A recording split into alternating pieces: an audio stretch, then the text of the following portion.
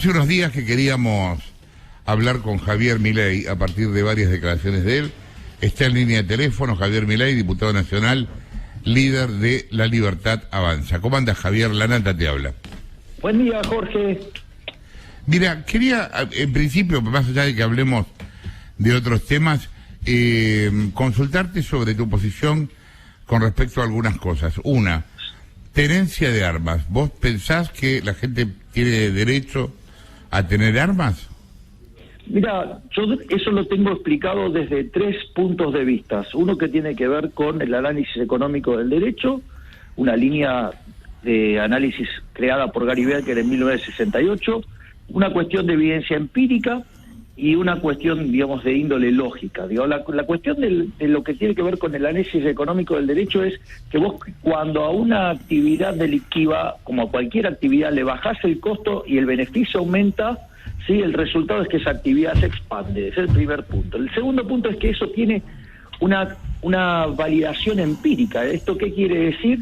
Eso, por ejemplo, consta en un trabajo mío de fines de los 90 que se llama el análisis económico de las políticas de prevención y represión del delito en la Argentina. Y además, cuando vos tomás, por ejemplo, los casos en Estados Unidos, sí, aquellos estados que tienen, digamos, que la gente puede estar armada, sí, hay menos delito que los otros. Y lo otro es una cuestión lógica. Vos tenés un delincuente, está frente a 2 casas, en una están armados hasta los dientes, en otra está desarmado. Digo, ¿vos qué crees que va a ir? Y va a ir a la casa donde están los desarmados, no van a ir a las que los están armados. O sea, y además lo otro que hay que entender, y por eso cito el paper este de mi autoría de fines de los 90, donde básicamente además se determina en un contexto de equilibrio general. Esto no es solamente esto es una parte, es decir, esto en el fondo tiene que ver con la libertad individual y como vos elijas defenderte, tiene que ver con eso más que nada, no tiene que ver con otra cuestión. Entonces, ¿quién soy yo para prohibirle a otra persona que tenga armas? O sea, de última, si comete algún error, alguna situación que no indebida, lo pagará en la ley y se terminó. Pero esto es parte de una forma de ver las cosas. Yo entiendo, digamos, que Argentina la gente ha sido torpedeada durante muchísimos años con la doctrina Zaffaroni, que es justamente lo que se estaba aplicando. No, pero perdón, vos entendés que hay una distancia entre no estar de acuerdo con eso y estar de acuerdo con Zaffaroni. Pero yo igual quería preguntarte puntualmente, ¿vos tenés armas? Pero es parte de lo mismo, Jorge. ¿Vos tenés armas? Es parte de la misma visión. No, a mí no me gustan las armas, pero ¿quién soy yo para cercenar la libertad de otro individuo a que las tenga? Ok. O sea, a mí no me gustan las armas, literalmente. O sea, digo, casi que te diría que me dan fobia, porque digo, yo he padecido ser, digamos, me robaron, sí, con una pistola. O sea, y no tuve mejor idea de poner la mano y de tocar que estaba fría. Ahora, vos, si en ese momento hubieras tenido un arma, ¿hubieras disparado? No lo sé, porque digo, yo no manejo armas y no me gustan las armas. Pero probablemente, o sea, hubiera estado mejor defendido que en esa situación. Y los costos esperados que hubiera enfrentado el delincuente son mucho mayores. Por lo tanto... Sí, ahora, ¿vos te das cuenta? No, y no solo eso, Jorge Prat, no solo eso. ¿Sabes qué? Tuve suerte que el delincuente, cuando yo hice ese movimiento, sí, en el cual me entero que es de verdad, porque estaba fría, sí, digo, porque era... En ese contexto, digo, zafé porque, digamos, no me disparó. Si me hubiera disparado, me mataba. Entonces, ¿qué es lo que quiero decir? En el fondo, ¿sabes qué? Aun cuando vos tuvieras el Estado más eficiente de lo que vos creas, digo, o sea, cosa a la que yo no adhiero porque no existe, es un oxímoron, pero no importa. Nunca va a llegar a un momento como ese. Entonces, en esa situación puede terminar siendo, digamos, elegir entre tu vida y la de otro. O sea, aun cuando yo soy una persona que no le gustan las armas. Ok, te cambio por otros 2 temas y después hablemos de lo que tengan ganas todos. ¿Vos estás de acuerdo con la venta de órganos? Yo digo, es un mercado más, o sea, y vos podrías pensarlo como un mercado. Es decir, el problema es por qué, digamos, o sea, todo lo tiene que estar regulando el Estado. ¿Por qué, digamos, seguramente si vos tuvieras... De hecho, hay estudios que están hechos en Estados Unidos que si vos dejaras esos mercados libres, digamos, funcionarían muchísimo mejor y tendrías menos problemas. Es decir, es una decisión de cada uno. O sea, digamos, a ver, ¿Por qué no puedo decidir sobre mi cuerpo? Digo, a ver, ¿cuál es el punto? O sea, digo, si el liberalismo es el respeto... Pero te cuento razonamiento. Pero Jorge, por favor, a ver, digamos... Por favor, habla. Habla y después A ver, si el liberalismo es el respeto irrestricto del proyecto de vida del prójimo, basado en el principio de no agresión y en defensa del derecho a la vida, a la libertad y a la propiedad, mi primer propiedad es mi cuerpo. ¿Por qué no voy a poder disponer de mi cuerpo? O sea, ¿acaso no dispone el Estado de mi cuerpo, digamos, cuando en realidad me roba más del 50% de lo que genero? O sea, entonces como hay un doble estándar, o sea, para que el Estado, digamos, me esclavice, entonces sí, ahora digo, si yo quiero disponer de una parte de mi cuerpo, porque el motivo que fuera, digo, ¿cuál es el problema? Vos sabés que, me imagino que sabés que soy trasplantado de riñón. Hoy, cuando hace años, hace ya bastante, ya que tengo 6 años de trasplante, pero hace mucho más, cuando empezó todo mi problema, un día me vienen a ver y me dicen, ¿por qué no compras un riñón en Bolivia? Y yo no puedo comprar un riñón, pero ¿sabes por qué? Te cuento qué es lo que yo sentí. Vos, por supuesto, no tenés por qué compartirlo. Que un pobre pibe que capaz necesita estudiar va a venderme a mí un riñón por plata. El problema de la discusión de los órganos, me parece, que no está en el hecho de la disponibilidad de la persona, sino está en el hecho de tasar en dinero algo que es irreemplazable, ¿me entendés? Bueno, eso en realidad es, en principio tiene algunas cuestiones en el medio. Si había un precio, quiere decir que alguien le puso un precio, o sea, que no es que no se puede determinar el precio, sí se determina, o sea, con lo cual digo, eso casi está tautológico, porque si te pusieron un precio es porque estaba eso. Segundo punto es, a ver, la persona que está haciendo eso, probablemente haya algo que lo lleve a tomar esa decisión. La desesperación, Javier. El hambre, o lo que sea. A ver, bueno, entonces lo vamos a poner en otros términos. Entonces, si vos en realidad no le terminás dando, digamos, no le terminás comprando ese órgano, entonces por la cuestión del hambre se termina muriendo de hambre y definitivamente entonces ni siquiera, digamos, tiene vida. Por lo tanto, entonces, decir, pero es una cuestión de la decisión del individuo. O sea, yo digo, no sea, ¿por qué, digamos, es tan difícil pensar en libertad? Es decir, ¿quién soy yo para meterme sobre el cuerpo de otra persona? ¿Cómo voy a estar yo disponiendo sobre el cuerpo de otra persona? Digamos, ¿cómo voy a estar yo decidiendo qué puede hacer o no puede hacer? Es decir, el que decidió venderte el órgano, ¿en qué afectó la vida de los demás? ¿En qué afectó la propiedad de los demás? ¿En qué afectó la libertad de los demás? Pero, a ver, ¿y quién sos vos? O sea, esto es retórico, por favor, ¿eh? ¿Quién sos vos para determinar qué tiene que hacer él con su vida? Si es su vida, si es su cuerpo, es su propiedad. Está bien. Digamos, tenemos que tener tanto amor por la intervención a punto tal de no dejarle vivir la vida a la gente como quiere. Te hago otra pregunta puntual que tiene que ver con declaraciones tuyas. No sé si te encontraste o fue por escrito, no tengo idea, con Grabois. Vos estás, creo que eso salió de ese diálogo. ¿Vos estás de acuerdo con los manteros? A ver, vamos a ponerlo en estos términos. Jorge Fontevecchia organizó un debate en Perfil. El debate duró 5 horas y media. Digo, o sea, nos sentamos a debatir. Eso es muy interesante porque había gente que decía que no podía pasar 30 minutos de un debate, había gente que decía que no podía, había gente que decía que yo no podía mantener una charla con alguien que piense distinto a mí. Por lo tanto, o sea, lo primero es todas esas mentiras que construyeron sobre mi persona, ¿sí? Y toda la construcción de la violencia y de que no dialogo y que no debato, me parece que se les cayeron todas. Ahora, si en 5 horas y media, o sea, hubo un punto donde, si vos querés, desde distintas visiones hubo un resultado común, en realidad, no me parece para hacer el escándalo que se está haciendo. Ahora, yo puedo explicar la situación de los manteros, yo no tengo ningún tipo de problema porque yo hice la defensa de los manteros.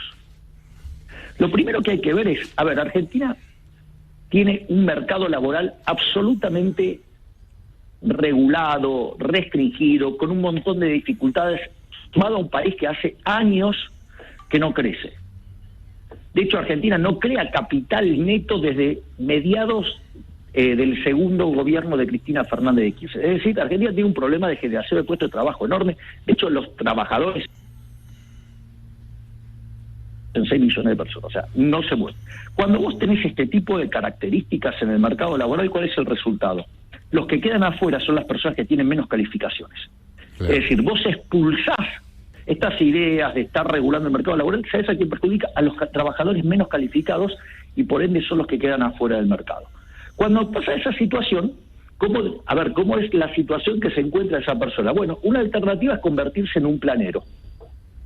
Otra alternativa, ¿sí?, es agarrar y dedicarse a robar. Y otra alternativa es salir a buscarla de alguna manera, es decir, salir a pelear, salir a laburar como sea.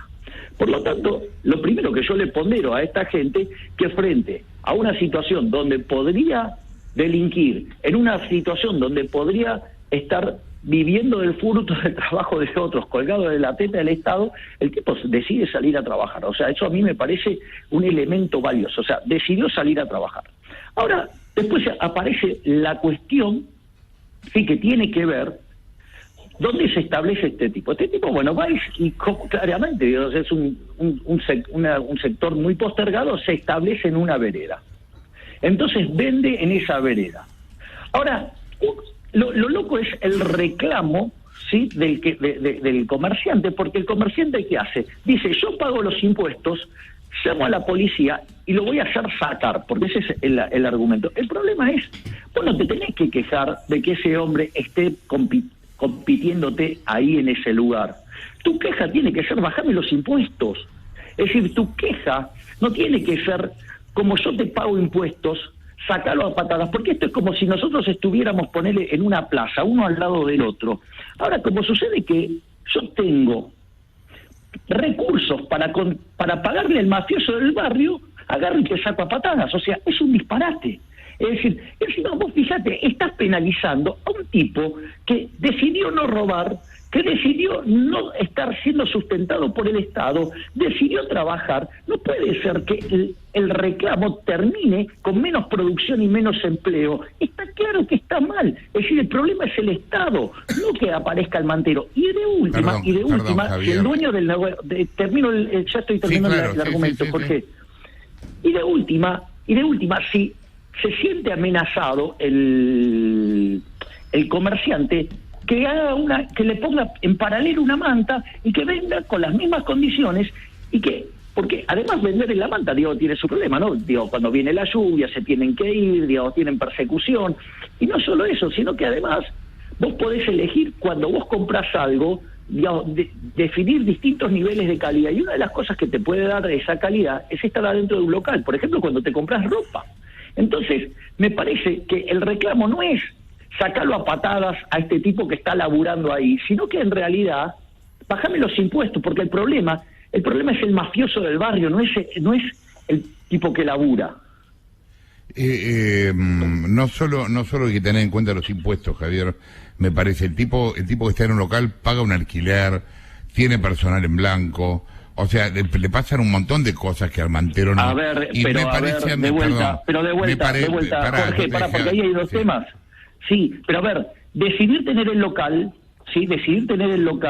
decidir alquilarlo, es una decisión empresarial tuya para ofrecer un producto distinto. Y la calidad adentro del producto la determinan los individuos con su acción de compra. Es decir, y si hay un problema con los empleados que vos tenés en blanco, tienes que ver entonces de nuevo, el problema es el Estado de cómo regula a las relaciones laborales que están en blanco. Es decir, no se corrigen los problemas de las restricciones y de los problemas generados por el Estado golpeando a la gente. Eso no tiene sentido, Jorge. O sea, no podés castigar al trabajador para defender al Estado. Mi equipo que se sale de la vaina para preguntar. Sí, claro. Te hace una pregunta Flavia Pitela, que la tengo acá. ¿Qué tal, Milei? Buenos días. Hola, Flavia, ¿cómo estás? Hacerte con respecto a algo que venías diciendo. Vos decís que la tenencia de armas de una decisión personal, la venta de órganos es decisión personal, la educación. Mira, la realidad, a ver, ahí, desde mi punto de vista, hay toda una discusión. Esto está en una obra de Hayek que se llama Los fundamentos de la libertad. Cuando vos lees los dos primeros libros de ese libro, en esa época se escribían como libros, las distintas partes, o sea, casi que lees a un Hayek anarcocapitalista, por decirlo de alguna manera. Y después, cuando va al tomo 3, dice, bueno, ok, la gente quiere Estado. O sea, lo que hay que entender es que el Estado trabaja como un seguro. Si por algún motivo, la gente decide tener ese seguro y tiene un acuerdo para tener ese seguro, bueno, tendrá ese seguro llamalo como querés, educación, ¿sí? Ahora, en ese seguro, una de las cosas que yo estoy cuestionando, o sea, yo no estoy cuestionando que exista el seguro, porque, o sea, digo, es parte de la vida misma si yo me quiero asegurar, ¿sí? Si la claro, pero por ejemplo, si una familia me... decide que no quiere mandar a sus hijos al colegio. A ver, pero vamos por partes. Entonces, una de las cosas que yo les estoy proponiendo es cambiar el mecanismo de financiamiento, que es el sistema de vouchers, ¿sí? Para que haya competencia y para que la educación funcione mejor, porque claramente en Argentina la educación funciona mal, o sea, los chicos, no, digamos, más de la mitad de los que terminan el colegio no entienden lo que leen, digamos, el 70% no puede resolver un problema básico, matemático, menos del 1% está en el lote de la excelencia, o sea, tenemos unos problemas enormes y que cada vez peores, cuando en realidad Argentina había resuelto estos problemas exitosamente. Entonces, ese es el marco general.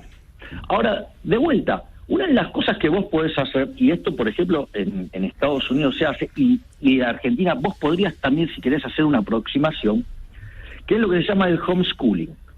Es decir, vos agarrás, estudias, y en Argentina está permitido eso. Vos podés agarrar, estudiar todo el año en tu casa, si querés, y rendir examen a fin de año. O sea, eso lo podés hacer, por ejemplo. Y eso es un mecanismo donde vos te estarías ocupando directamente sobre los temas de la educación. Ahora, la pregunta es esta. Te pregunto otra cosa. Bien, claro. Ahora voy a eso. Digo, haceme la pregunta y te la contesto, porque digo, le hiciste recién ahora. Si una familia decide que sus hijos no vayan a la escuela, de ningún tipo, ni que lo preparan ellos, ni que vaya, nada. Ok, así como ¿y vos qué decide harías? tener armas o decide donar órganos. ¿Y vos qué harías? ¿Qué haces? O sea, vas Para a mí la obligar a la educación tiene que ser familia obligatoria y tiene que ser una cuestión de Estado. Tiene que ser una cuestión de Estado. Vos lo que Sí. estás diciendo es que frente a la decisión de una familia, de cómo va a criar sus hijos, es una cuestión que yo creo que tiene. O sea, que vos estás de acuerdo con que lo que vos lo que estoy diciendo es, lo que vos estás diciendo es que vos querés imponerle a otra familia tus criterios. Bueno, o sea, y que para eso querés y que para eso querés utilizar el aparato represivo del Estado, porque el Estado se financia con una fuente coactiva de ingresos. O sea, que vos lo que estás diciendo es, como no te gusta cómo esa familia se ocupa de sus hijos, vos vas a utilizar el aparato represivo del Estado para que haga lo que vos querés. Bueno, no estoy diciendo eso para nada. Estoy diciendo de sostener el sistema. No los puedo, o sea, me cuesta digerir esos niveles de intervención e intromisión en la vida de los seres humanos. Claro, la pregunta mía, que no terminas de responder, es esta. Hoy por hoy, la educación en la Argentina es obligatoria.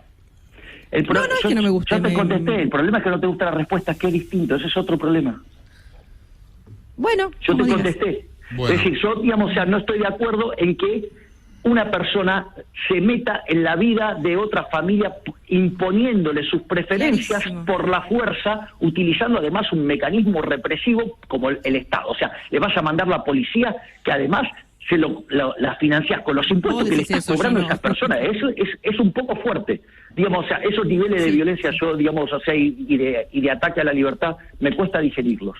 Yo, digamos, o sea, lamentablemente no puedo avalar eso. Natalia. ¿Qué tal, Javier? Buenos días. Hola, Natalia, ¿cómo estás? ¿Qué haces? Escuchá, pasó mucho tiempo y se va aumentando la lista de posibles compatibles con tu agenda internacional y estás visitando embajadas. ¿Con quién te sentís hoy identificado? ¿Con Trump todavía, con Bolsonaro, por ejemplo, con Orbán, el líder nacionalista de Hungría, que tiene en alerta a toda la Unión Europea, con Vladimir Putin, por ejemplo, y con los Bolsonaro seguro, porque lo tenés en tu Twitter y demás? A ver, yo una de las cosas que manifesté es que mi alineación internacional es con Occidente y los valores de Occidente. y se entiende claramente que es Occidente, y dije que además, o sea, cuando decimos Occidente, por ejemplo, Japón entra en esa lógica de pensamiento occidental, y dije que mis dos grandes aliados son Estados Unidos e Israel. Y es más, hasta definí a dónde voy a hacer mi primer viaje en caso de ser presidente. Porque dado que en Estados Unidos no gobierna el Partido Republicano, he decidido que mi primer viaje como presidente, en caso de ser el caso de que sea electo, va a ser a Israel. Yo creo que más claro imposible. Como Alberto, Javier. No, sí, pero Alberto... Jorge, muy buen punto. Pero ¿sabes qué? Alberto fue por una cuestión accidental. Sí, que había una reunión y aprovechó eso. Yo lo hago por convicción. Esa es la diferencia. Javier, pero tú, a nivel internacional, ¿vos te sentís hermanado con la ultraderecha, por ejemplo, la ultraderecha europea de Vox?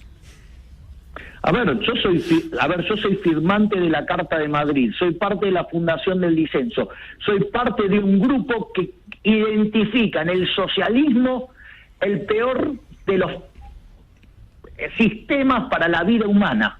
O sea, porque en todo lugar donde se llevó esa idea al límite fue un fracaso en lo económico, en lo social, en lo cultural, y tienen un pequeño problema de que además mataron a 150 millones de seres humanos. Entonces, yo digamos, o sea, contra ese sistema estoy en la primera línea de la pelea.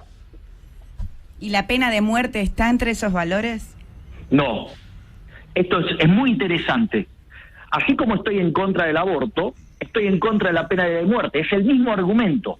Si yo arranqué la charla y tuve, digamos, y Jorge me permitió decirlo, es la definición del liberalismo. O sea, el liberalismo es el respeto irrestricto del proyecto de vida del prójimo, basado en el principio de no agresión y en defensa del derecho a la vida, la libertad y la propiedad. No está dentro de mis parámetros la pena de muerte. Es decir, buscar la forma de penalizar como sea, pero la pena de muerte no. Y no solo es que es una cuestión de índole filosófica, porque sería ir contra la vida. O sea, vos te podés equivocar, podés cometer todos los errores que quieras, pero eso no permite, esto vendría a ser, no es te comes al caníbal. O sea, no es así. Y ahora voy a aportar un dato más, porque una cosa, o sea, yo ahí tengo una posición filosófica y la mantendría bajo todos los puntos de vista. Y además les cuento algo, la pena de muerte empíricamente no funciona. Porque esto cuando ustedes miran los estados, en Estados Unidos, los que tienen pena de muerte y los que no tienen pena de muerte, no hay diferencial, ¿sí?, en términos empíricos. Pero hay un dato todavía que es mucho más fuerte. Entonces, ¿qué es lo que hicieron en Estados Unidos? Tomaron aquellos estados que no tenían pena de muerte y que pusieron la pena de muerte. ¿Y qué hicieron? Traquearon a los jueces. Y una de las cosas que pasaba, que aquellos jueces que eran bien duros sancionando, cuando se impuso la pena de muerte, se relajaron, por decirlo de alguna manera, se flexibilizaron. Entonces, no solo que estoy en contra por una cuestión de índole filosófica, porque no hay nada que valide ir contra la vida de otro ser humano, sino que además no los acompaña la evidencia empírica, que es aquello que quieren hacer ese disparate. Rolando. Javier, ¿cómo te va? Rolando Barbano te saluda. ¿Qué tal, Rolando? Buen día. Buen día. Una de las deudas que tiene la democracia en los últimos años es definir qué va a ser el ejército. ¿Para qué tenemos ejército? ¿Para qué lo usamos? Ha habido gobiernos que, como bien sabés, lo han intentado desguazar, otros le han quitado poder, otros, como ahora, le regalan tierras del ejército a gente que se percibe mapuche. Lo que te quería preguntar es, ¿qué harías vos con el ejército y si lo utilizarías para seguridad interior y para luchar contra el narcotráfico? Desde mi punto de vista, el ejército está para cuidar las fronteras, está para cuidarte de la invasión del extranjero. O sea, yo puedo tener por decirlo de alguna manera, yo soy un ácrata, filosóficamente. O sea, yo digo, o sea, en términos, si vos querés, filosóficos, soy un anarcocapitalista. Después, en la vida real, soy minarquista. Entiendo, digamos, que el mundo tiene restricciones y no me peleo con esas restricciones. Trato de vivir con ellas lo mejor que puedo. En ese contexto, el ejército que está para cuidar, ¿sí?, la seguridad de los argentinos respecto a una invasión de un enemigo extranjero. Ahora, hay muchas cosas que puede hacer el ejército, porque una de las cosas que nos está pasando es que, por ejemplo, no podemos cuidar, si nosotros, por ejemplo, estamos todo el tiempo con el tema de vaca muerta, ¿no?, y todas las cosas que nos perdemos de hacer porque el sistema institucional argentino es deplorable y castiga la propiedad privada, entonces nadie invierte todo lo que se podría invertir. Vos sabés que tenemos un problema similar con el tema de la pesca. Es decir, Argentina, en términos de pesca, tiene varias vacas muertas, y sin embargo, los extranjeros viven depredando, ¿sí?, todo lo que es nuestras riquezas, y sin embargo, como no tenemos cómo defenderlas, nos estamos perdiendo un montón de cosas. Entonces, hay un montón de tareas que puede cumplir el ejército que podrían además colaborar, ¿sí?, para que el derecho de propiedad valga y para que podamos utilizar esos recursos y tener una vida mejor. ¿Pero lo usarías para la seguridad interior y para luchar contra el narcotráfico? Es mi pregunta concreta, Javier, porque la seguridad, lo de la pesca lo entiendo y se ocupa prefectura. Es que, a ver, sí, bueno, está bien, digo, pero es parte de las fuerzas. Sí, te pregunto por la seguridad interior, porque empezamos la seguridad hablando... interior, o sea, una cosa es defensa, que es lo que tiene que ver con las fuerzas, y otra cosa distinta es la seguridad interior. La seguridad interior tiene que ser manejada en términos de seguridad interior. Está bien, entonces no lo usarías al ejército tampoco para narcotráfico. Te lo pregunto porque es un modelo que ha usado México en algún momento, Colombia en algún momento, y no deja de ser un bien del Estado mantenido por el Estado, que vos, si no entiendo mal, querés que sea más chico de lo que es. Tenés 50.000 hombres en el ejército. Pero fíjate esto, yo dije que soy filosóficamente narcocapitalista y después dije, en la vida real soy minarquista. Y un minarquista significa que el rol que le das al Estado es el de seguridad y justicia. O sea, lo que vendría a ser el árbitro. Y te vas a tener que ocupar de las cuestiones de seguridad exterior y las de seguridad interior. Las de seguridad exterior, digamos, va a estar a cargo de las Fuerzas Armadas. Las de seguridad interior, digamos, vas a tener un ministerio, digamos, que se va a ocupar de eso. Ahora, y te digo más, porque no tengo ninguna cuestión dogmática con esto, el modelo que funcione mejor para hacer que este país sea un país digno de ser vivido y que podamos vivir tranquilo, o sea, yo no tengo problema acá, digo, no es una cuestión ideológica. La seguridad acá no es ni de derecha ni de izquierda, es decir, es dar la seguridad. Y si necesito recurrir a algún modelo exitoso que tiene determinadas características, eso a mí no me molesta en lo más mínimo. Ok, Gonzalo. ¿Cómo estás, Javier? Gonzalo Sánchez te saluda. ¿Qué tal, Gonzalo? Bien, todo bien. Hay un tema que es agenda del futuro, pero del futuro inmediato, y de muchos jóvenes, y también de la economía, que es el tema de la ecología, el cambio climático, la agenda verde. Seguramente muchos jóvenes libertarios que te siguen deben estar de acuerdo con que el cambio climático es un flagelo, pero vos no. Vos hace unos días, hace unos meses atrás, dijiste que la temperatura del planeta está en el nivel mínimo y fuiste como confrontativo con el gran consenso científico que existe acerca de que estamos... Eso es falso. Eso te quería preguntar, quería ver si habías reflexionado. Yo no dije eso. No. Dijiste la temperatura del planeta está en el nivel mínimo, lo tengo acá delante de mí, lo chequeé antes de preguntártelo. Desafortunadamente, entonces es una frase que está tomada de apartes. Dale, contame si seguís pensando que no existe el cambio climático. No, es que de vuelta, yo te hago una pregunta. Dale. Si vos decís una frase que tiene, por decir algo, 20 renglones, sí, y te quedás con los dos primeros y haces la crítica sin escuchar los 18 restantes, yo en principio hay un problema. Estoy de acuerdo, pero te digo lo que dice entre comillas acá. Dice, si uno mirara... Veamos lo que dice, digamos, ¿no? Pero de vuelta, digamos, o sea, eso es una de las tantas cuestiones de deshonestidad intelectual con que, digamos, trabajan muchos en Argentina. No estoy diciendo que sea tu caso, digamos. No, estoy diciendo acá. Sí. Está bien, pero de vuelta, digamos, por más que lo estén diciendo, si tomaron una frase aislada...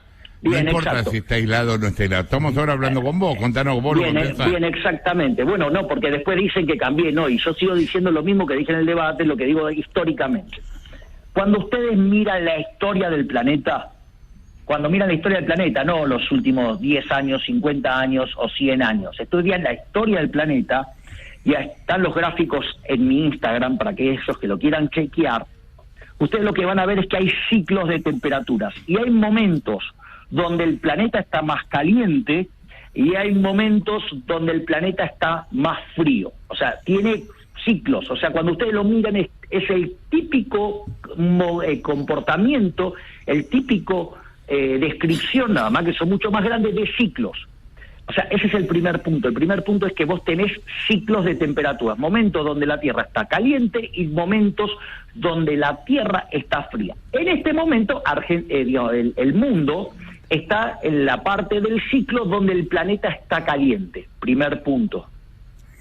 O sea, entonces, yo digo, lo que estoy diciendo es, en una perspectiva de mirando la historia de la Tierra, hoy, digamos, o sea, en ese ciclo, que es un ciclo, yo tengo un momento en el cual está caliente respecto, digamos, a los valles que ha tenido a lo largo de la historia y con respecto al promedio. ¿Por qué? Porque es un comportamiento cíclico. Primer punto. Segundo punto, lo otro que yo digo es, tengamos cuidado,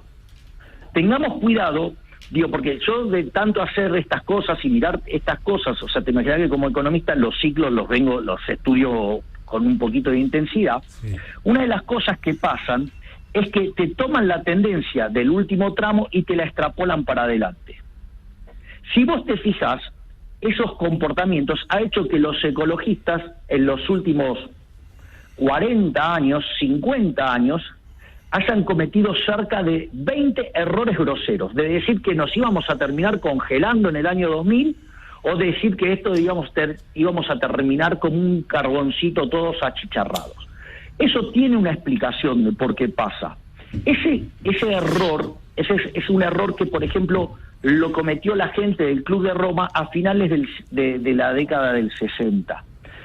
Básicamente, el Club de Roma en aquel momento decía, bueno, el mundo se mueve con combustibles fósiles, si nosotros seguimos consumiendo estos niveles de combustibles fósiles, se van a agotar en el año 2000, entonces se va a producir un gran apagón, y con ese gran apagón que se va a generar una muerte tremenda de gente, y van a quedar en el planeta solamente 1.000 millones de personas. ¿Cuántos había en el año 2000? 6.150 millones de seres humanos. O sea, le erraron groseramente.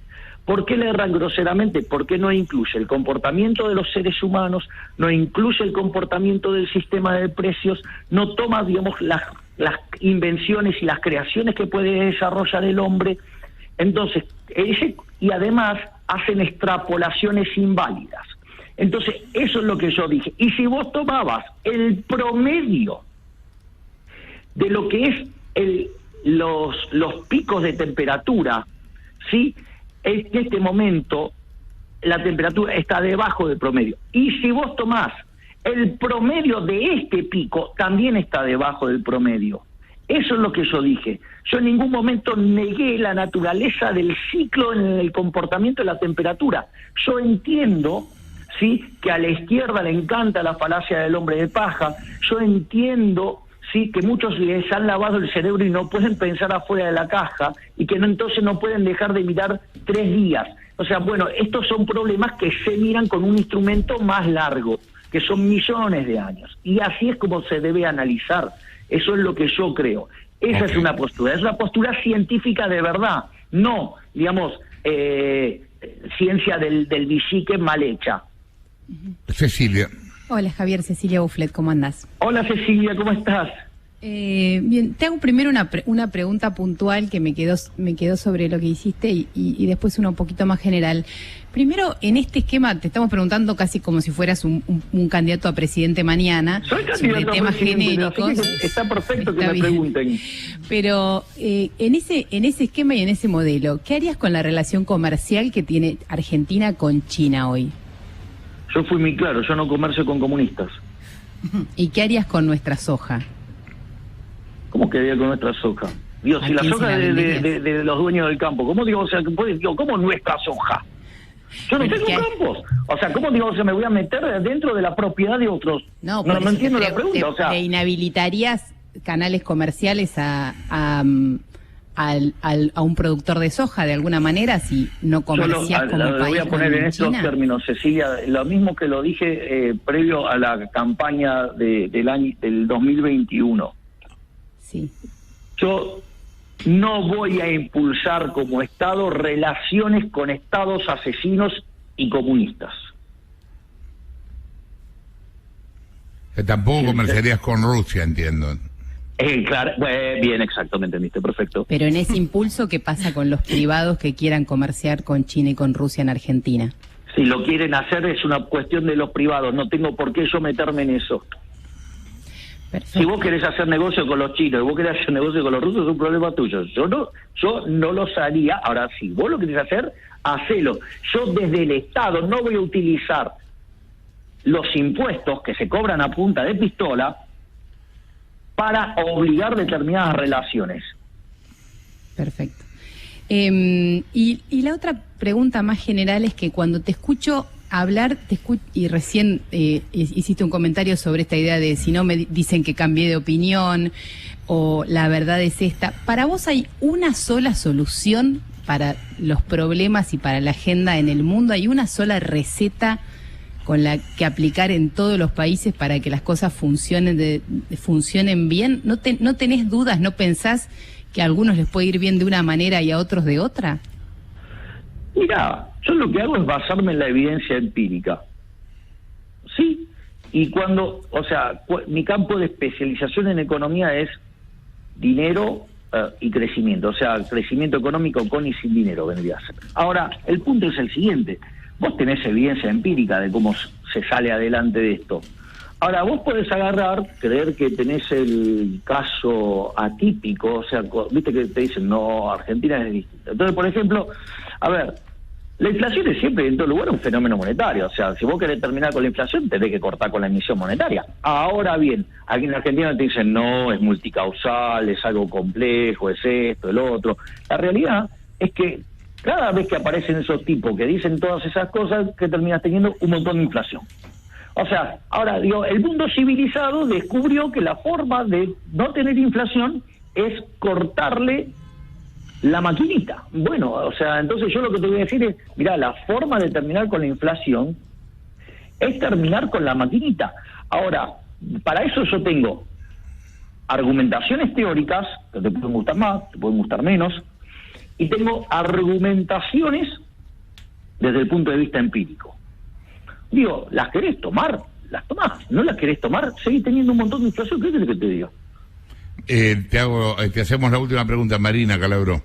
Hola Javier, ¿cómo estás? Hola Marina, ¿cómo estás? Bien, muy bien. Te quiero preguntar por un tema que la verdad llamó mucho la atención. Sos un hombre que defiende las ideas de la libertad, lo hemos hablado públicamente, a veces en conversaciones privadas, y llamó la atención, te decía, que demandes a periodistas.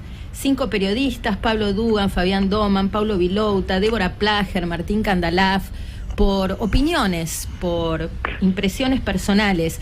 Mi pregunta es, ¿qué te lleva como hombre que defiende la libertad y entre el derecho a la libertad, bueno, por supuesto, la libertad de expresión como constitutiva de la democracia, qué te lleva a hacer estas demandas y si no hay margen para que lo reveas, para que esto se dirima en un espacio de conciliación privada, sin distraer recursos de la justicia y en términos de convivencia democrática y civilizada? Me encanta la pregunta, Marina. O sea, lo primero que le diría a esos periodistas, ¿sí?, involucrados en las demandas, que no mientan sobre el motivo de la demanda. Es decir, yo no los demandé por su opinión. Yo los demandé por banalizar el Holocausto. El eje central de la demanda es por banalizar el Holocausto. ¿Sí? De hecho, Argentina es uno de los 50 países del mundo que firmó el IRJA. Es decir, vos no le podés andar diciendo a la gente nazi por la vida, ¿no? Y mucho menos decirle nazi, hitleriano o facho y ese tipo de cosas. Constituye un delito. La libertad, otra cosa que es muy importante, porque acá, digamos, o sea, mucha gente hablando de libertad y claramente no entiende lo que es la libertad. La libertad también implica responsabilidad. Es decir, entonces, vos podés agarrar, decir lo que quieras. De hecho, todo el mundo dice de mí lo que quiera. Sin embargo, yo no demandé a nadie. Es más, sin ir más lejos, Jorge el domingo me puso en el boludo de la semana y durante todo el programa me dio con todo. Y sin embargo, digo, yo estoy teniendo una charla con ustedes absolutamente amigable. De hecho, cuando la productora de ustedes me dije, me encanta, digamos, este tipo de charlas porque Jorge es un tipo que está dispuesto a pensar afuera de la caja. Por lo tanto, o sea, ¿Me comprendés? Me puedes decir lo que quieras, me han dicho cosas, es más, aberrantes, y sin embargo, nunca dije nada, pero esto es otro problema, esto es banalización del Holocausto, y yo tengo un compromiso, ¿sí?, de con eso no se jode. Entonces, el eje es que no mientan estos periodistas respecto a lo que es el origen de la demanda. El origen de la demanda no tiene que ver estrictamente con mi persona. El origen tiene que ver con que vos no le podés decir nazi a alguien. Vos, o sea, aparte de eso, además lo hicieron en el medio de una campaña electoral, donde una de las fuerzas, ¿sí?, Juntos por el Cambio, en una de sus estructuras, el ala de López Murphy, además me acusaban de nazi durante la campaña. Entonces, es algo además muy delicado que un tema tan complejo, tan doloroso en la historia de la humanidad, tan aberrante, vos lo metas en el medio de una campaña electoral para estigmatizar a una persona, pero al margen de eso, estás banalizando el Holocausto. Entonces, es verdaderamente, digamos, un disparate. Entonces, si no comprenden que cometieron un error feroz, digamos, o sea... Pero, Javier, no para clarificar, ¿los 5 te asociaron a ideas nazis? Yo lo hablé mucho con Débora Plager. Sí, claro, que te miente, obviamente. No, que te miente. Que de ninguna manera que además fue un concepto hacia vos, no, bueno, está bien. Genérica, y vos reclamás puntualmente por la afectación a tu honor, no por un desagravio a un colectivo. El eje central es la banalización del Holocausto. Es decir, si leen fraccionadamente la demanda, tampoco es mi culpa. O sea, o si no saben leer, no es mi culpa. Y de hecho, me encantan las notas que hizo recientemente Débora Plager, porque además refuerza más, digamos, el encono hacia mi persona, al margen de las mentiras que ha dicho sistemáticamente sobre mi persona. Entonces, yo, digamos, no tengo ningún problema que digan lo que quieran. A mí, digo, yo no, a ver, por ejemplo, mintieron sobre mí en el caso de la boleta única. Siempre estuve a favor de la boleta única. Entonces dijeron, mi ley está en contra de la boleta única. No sé de dónde lo habían sacado por mí. Yo tenía una posición histórica. Después voto, digamos, en favor de la boleta única. Ahí está la contradicción de mi ley. No, digo, no es contradicción de mi ley. Vos mentiste, que es otro problema. Tenés que aceptar. Es decir, entonces, vos, ahora, algunas cosas, la libertad implica responsabilidad. ¿Vos te crees que, digamos, o sea, está bien tratar de nazi a alguien? Que, o sea, es más, vos me decís lo que te dijo Débora, para que te cuento, si vos vas a la cárcel, todos te dicen que son inocentes, ¿eh? Bueno, igual, sí, estás forzando un poco el argumento. Mi idea era que hubiera posibilidad de diálogo, o sea, y de conciliación que la tengas de compañera. No, igual no es una defensa, Débora, que no necesita, Javier, no que yo la hablemos defienda. todos a la vez, porque si no, no se escucha el entrevistado. Te decía, Javier, no es una defensa puntual a Débora. Vos sabés que causó revuelo, polémica y llamó poderosamente la atención que un hombre que defiende las ideas de la libertad demande periodistas, conceptualmente puesto en una línea. Igual escucho tus argumentos, Marina, y lo dirimirán en la justicia. A ver, Marina, de vuelta, yo soy un gran defensor de la libertad, y la libertad también implica responsabilidad. Y Argentina, además, tiene firmado el IRJA. Vos no podés estar banalizando el Holocausto. ¿Sí? Vos no podés estar banalizando el Holocausto. O sea, vos lo banalizaste mediante el ataque sistemático a una persona, ¿sí? Donde tuviste un panel pegándole a un tipo, en paralelo otro canal pegándole al mismo tipo, y además una fuerza política, ¿sí?, que responde al gobierno de la ciudad pegándole a un tipo por eso mismo. Entonces, no seamos tan ingenuos. Entonces, hay un problema de banalización del Holocausto. Vos no le podés decir nazi a la gente. Argentina firmó el IRJA. Entonces, ahora, si quieren, digamos, o sea, y me he bancado infinidad de mentiras sobre mi persona, en especial de muchos de los periodistas que están ahí. Pero aún así, es más, les voy a contar un caso más escabroso. El señor Dugan, que por ejemplo consiguió información de cuando yo tuve un trabajo a los 23 años, muy interesante, me encanta. Digo, o sea, y además la información era buena. ¿Sí? Hizo todo un programa mintiendo sobre mi padre. ¿Sí? Justamente en un momento en el que mi padre estaba en terapia intensiva, y se imaginarán que no es un tipo de tomarse las cosas muy a la ligera, estaba más cerca del arpa que de la guitarra. ¿Pero qué fue lo que dijo Javier? Dijo un montón de mentiras sobre mi padre. O sea, ¿sabes qué? Dado el carácter que tiene mi padre, lo podría haber matado. Y él no ignoraba que estaba internado en terapia intensiva al borde de la muerte. Entonces, digamos, de vuelta. Y sin embargo yo le dije algo, por eso no le dije nada, porque entiendo que son las reglas del juego.